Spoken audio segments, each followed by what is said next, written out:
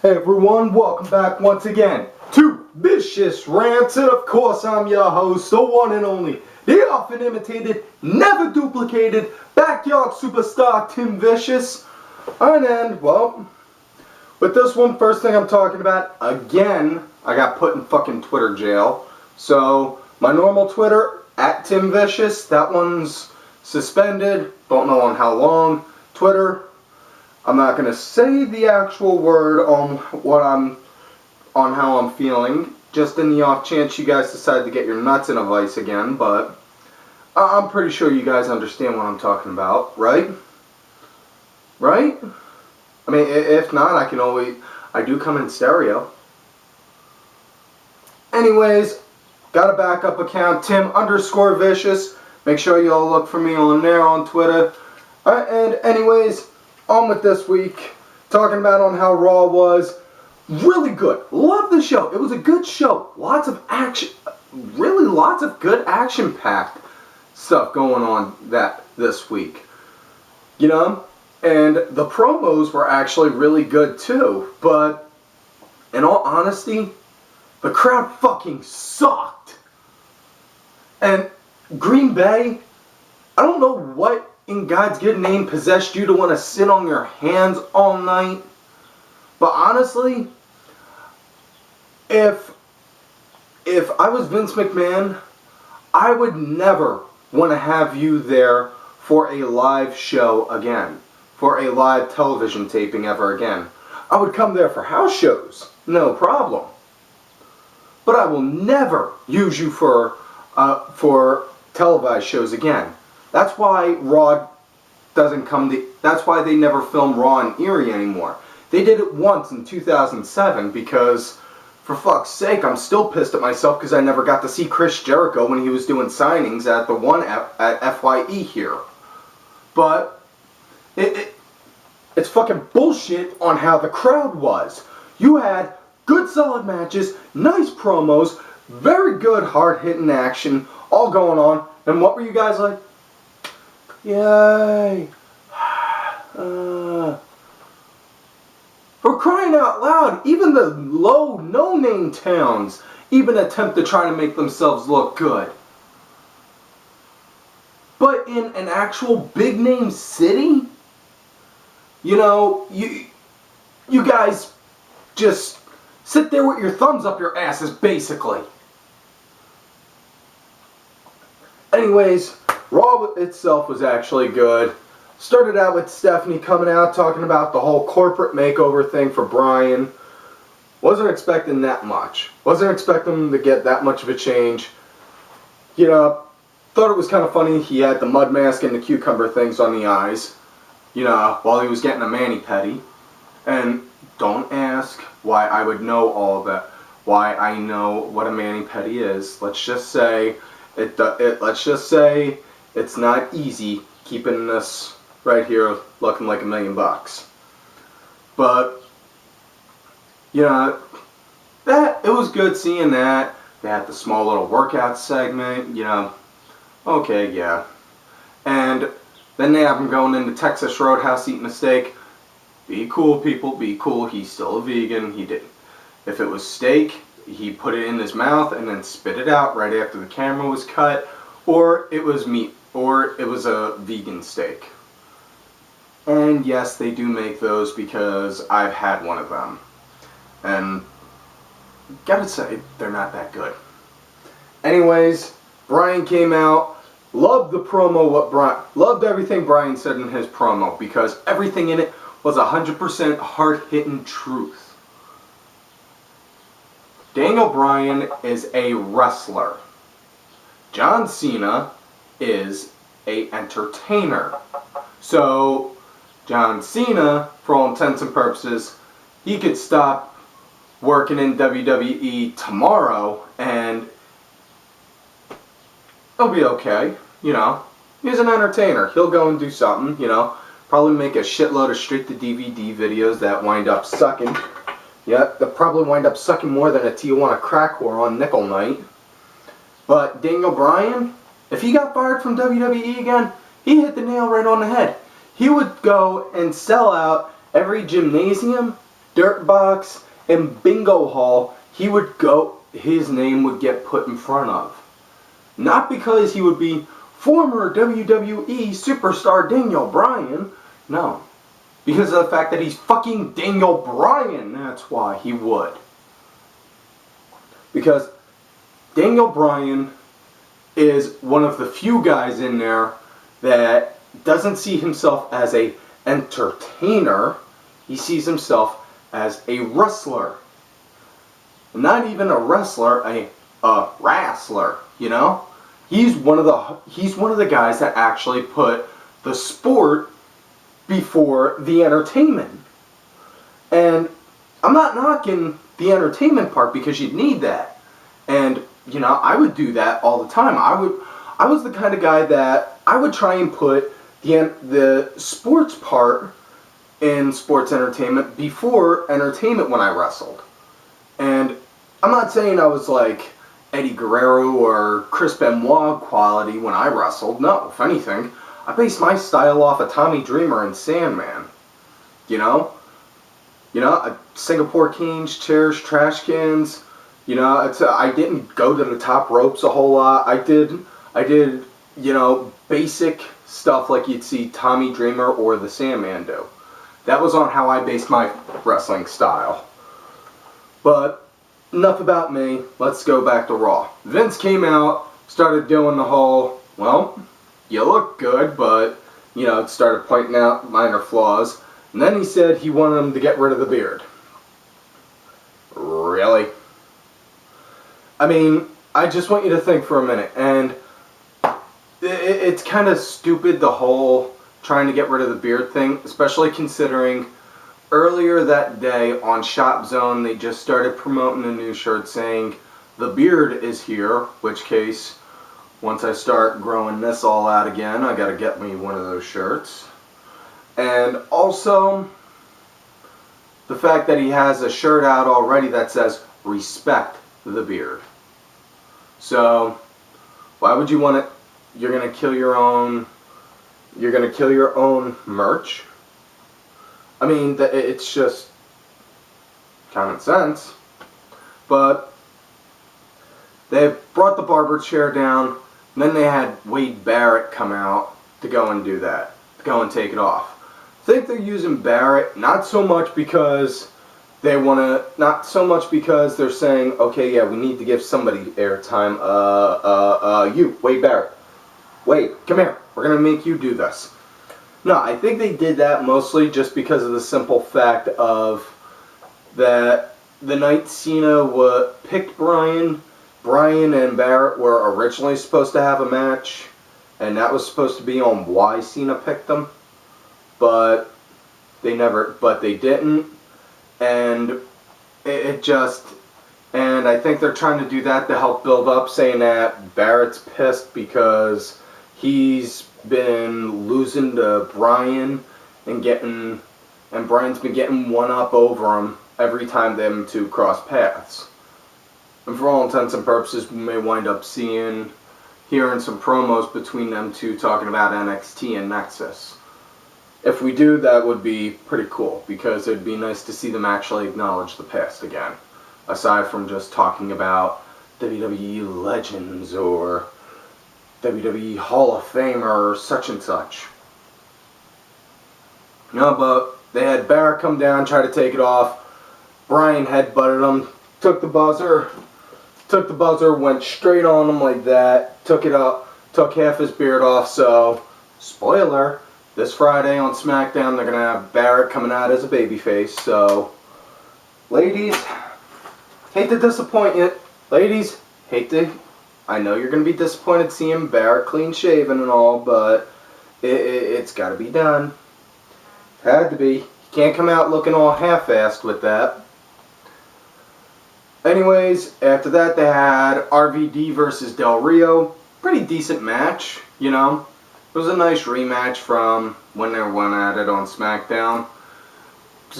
Good RVD won the match. Saw him actually use his legs to roll him up, which was good because you don't see many people do that. That takes a lot of lower body strength, and you know, that's pretty impressive. After that, you saw Del Rio go and beat the shit out of Ricardo Rodriguez, who just came back. So it's a good idea on how to give Del Rio heat with the crowd to help solidify him as a heel, as a mega heel. But at the same time, I'm just thinking you have the big heel taking out his one and only ally now. So what's to stop Ricardo from screwing him over with his match with Christian at SummerSlam now?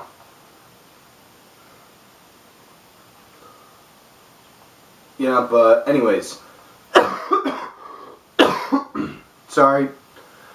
Getting over that bug I was telling you all about before, so everything right here is coming up. That's why I'm coughing. So if I do during the show, that's why. Sorry in advance. If you don't like it, sit and spin.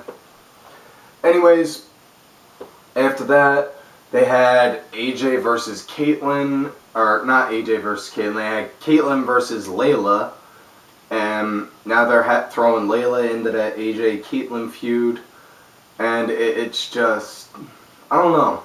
Seems like they're fighting to try and keep this story alive and interesting, but really, if you wanted to have Layla go heel, why do it in that kind of a manner where you stop Caitlyn from winning the title? Just like, no, don't do this. You know? Have her do something serious, like do a serious screw job, like right when Caitlyn's just about to win, have her come out of nowhere, boom, cheap shot, and that'll help give AJ the win. You know, but, oh well, fuck it. It is what it is, and they treat the women's division like shit anyway. Just trying to get it back up and running, but I hope they can. If they don't, I don't see them getting much else then. Anyways, they had the Wyatt family versus Brodus and Tensai, which was actually a pretty impressive for a squash match, considering that they had Tensai and Brodus be on the offense for a majority of it. Next thing you know, you see the Wyatts take them down, see a Luke Harper take them down, and boom, they get the 1, 2, 3. Bray Wyatt comes in, gives them the finish, and then cuts a promo taunting Kane. It's nice and good. Then Kane saying that he's going to have a match with Bray at SummerSlam in a Ring of Fire. And kids, if you are able to read between the lines on that, you would know right now they're talking about an Inferno match. Which case, I would actually be very impressed and would love to see. I know there are serious dangers with Inferno matches. I know that all too well, not saying I've done them firsthand. Trust me, I didn't. The worst that I've gotten when I was wrestling was I got scraped with some razor wire and barbed wire on my leg, and I got a couple scars on this one from it. But yeah, to see an Inferno match, it's not so much because of, oh my god, we're going to see them set on fire. No, that's not why I'm excited for it. It's because of the whole shock and awe factor. And I will admit, I mark out like a motherfucker with that. Because you're just like, holy shit, holy shit, holy shit. They could seriously get hurt. They can really get hurt on this.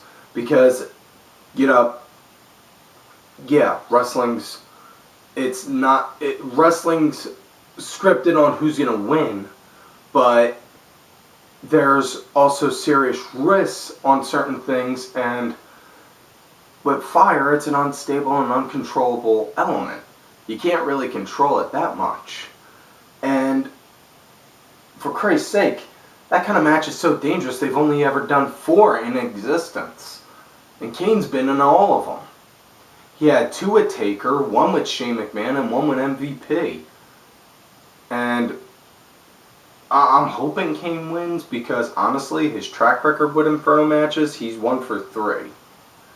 He's won 1 out of 4 of those matches. So, hope he wins. Anyways, they had CM Punk versus Curtis Axel. It's a good match, but they're having Punk being blinded by rage and wanting nothing but Heyman. Not saying that the match was bad, but it kind of felt like it was taken away from the match themselves. Like, Curtis Axel, for all intents and purposes, and I don't care what anyone says on him, yeah, he's Kurt Hennig's son, and, take away his lineage. The lineage that he's coming from aside. He's actually a really good wrestler. He's a good guy, especially considering his size and build, because he's not like Hulk Hogan big. He's not like Hulk Hogan or John Cena big, but he's a good wrestler. He's like one of the he's like a normal big guy size, like Randy Savage or Bret Hart was. And it's nice to see somebody with that kind of build getting somebody like that getting TV time. But it just felt like the whole Punk being blinded by rage and wanting nothing but Heyman and only Heyman, it was taken away from the match. When Lesnar came out and started beating him up, and them two were going at it, it was good. That was good to see, because they're building this up, and personally, I would like to see the Lesnar CM Punk feud continue after SummerSlam. If it doesn't, I'm going to be disappointed, but all I'm hoping is that they got something better for Punk later on. After that, when they came back from commercial, they had Brock cut a promo. They had Brock, Heyman, and Axel cut a promo. Why they just had Axel sitting in the back doing the whole time, I don't know. It would have been good if he got on there talking about on how he was pissed he got hit with a GTS, this, that, and the other, or anything like that. But, you had Lesnar get on there, go and talk about on how he's the best and he is the beast, and then say, "Paul, say something stupid!" That was kind of funny, because Heyman wound up saying when Lesnar was feuding with Triple H, he was the one that kept him on a leash. And I don't know about you, but that doesn't necessarily sound like that was something that would be kept on a leash. But after that, you also had Christian versus Heath Slater. It was your atypical squash match, Yeah, they're doing that to give Christian hype for his championship match, and in all honesty, I really hope Christian wins. Really hope Christian wins that match at SummerSlam and becomes the World Heavyweight Champion again. I'm a Christian guy. I've been since he started. I've always liked him, his in-ring style, his way of working the mic, his way of working the ring. It's good to see. And like I said, he's the kind of guy that even if you're not good, he can make you look good. And just to see him get the World Heavyweight title tossed to him and get treated like the Ultimate Warrior was pretty much bullshit. And I was pissed off at that this time last year. I'm hoping this year, or not this time last year, 2 years ago when he was world champ, I was pissed off at it. But hoping he can again, hoping he wins it, hope he gets it, and I hope he gets to have a good title reign. After they had that match, they had Cody come out and cut a promo on Sandow, talking on how he got his briefcase fished out of the Gulf of Mexico, and building up hype between them two now. And they just announced it on Monday, them two going at it at SummerSlam. That should be a good match. Looking forward to that. If Sandow wins, it's going to be with a dirty finish, that. And if Cody wins, he's going to be 50-50, either a clean finish or a dirty finish. But either way, both good guys, both knowing how to work a ring really good. Looking forward to that match. the main event that they had for the night, it was Cena, Orton, and Daniel Bryan versus The Shield. Which case, thank God the Shield's finally getting main event time again. Because, yeah, I know the Shield got heat in the back. I know the Shield's got heat in the back. And Reigns wound up fighting with Orton at a house show one time, and Vince got pissed off at them. And that's why the Shield's been getting kind of buried lately. But I'm hoping that them having the main event just shows that they're done with that and they're willing to give them more of that push. Excuse me. It was a good, decent, solid match, you know? It was a good, decent, solid match. Didn't really understand on why they ended it the way they did. They had Ambrose beating up on Cena, and then Reigns and Rollins coming in, trashing them too, and then right out of nowhere the ref just goes and says, "Okay, that's it, DQ, hit the bell." Any other time wouldn't have done that. I mean, I understand that you only had so much time left to work with on the show, but you got to give more of a legit reason on why to say DQ instead of, "Oh, it's a 3-on-1 assault now. That's it. I'm calling for a disqualification." Come on. And then after that, you had Bryan and Orton come back into the ring with the rescue, clear the Shield, clear him out, and then Bryan hit Orton with an RKO, or Orton hit Bryan with an RKO, I should say. See, it's dyslexia kicking in. And Orton looking all around, bodies everywhere, and he's like, I could cash in. And we get a tease saying that he's gonna, and then just as he's about to, the Shield comes back out and stops him. So, hey Randy, how's it feel getting cock-blocked by 3 guys now? Especially on TV.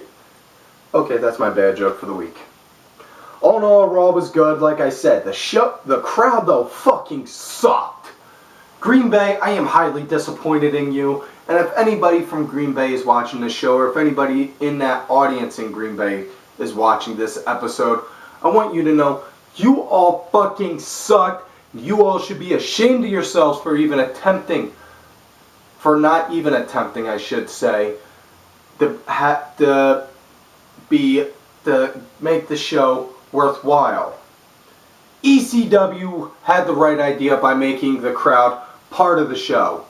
Ever since ECW did that, WWE does that.